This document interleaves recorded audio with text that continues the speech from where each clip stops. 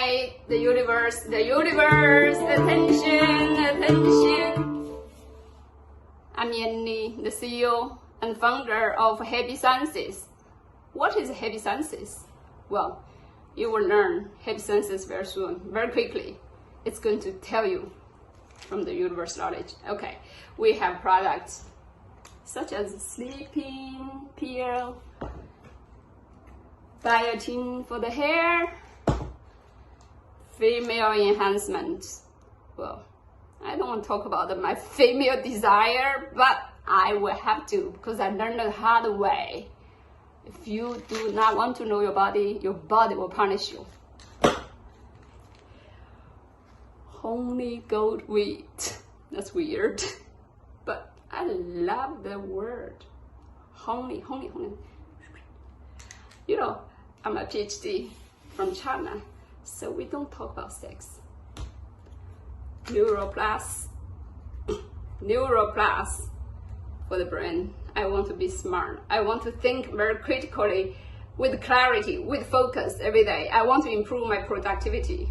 Whew. You want. Yenny, you want too much. Yes, I want too much. I have a dream. I dreamed about disease-free planet on Earth.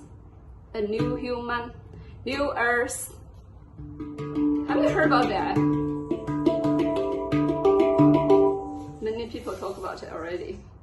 So I guess we're having collective dreams about disease-free world, never age, which is possible. Hebesciences heard God's message. We're going to restore the memory and the consciousness on Earth. And talk about memory and consciousness. You have to be alive, you have to be healthy, you have to be disease-free to get that. Because otherwise you'll forget who you are. You are a magic being. You are a magic being on Earth. You are able to travel to all the planets, actually.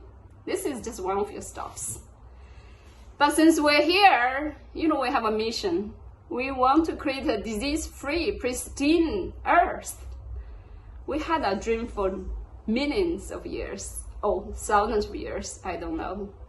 Time gradually become our ally. We used to think pain and suffering and time are all enemies. No, they're not enemies. They're the best feedback system to help us to evolve our memory, evolve our consciousness. I'll talk about that in detail in one of the other videos, but here I want to say I founded Hebesciences. I'm proud because our tagline is wholesome, awesome, young. We try to find a solution from the nature. Let me tell you a story of mine.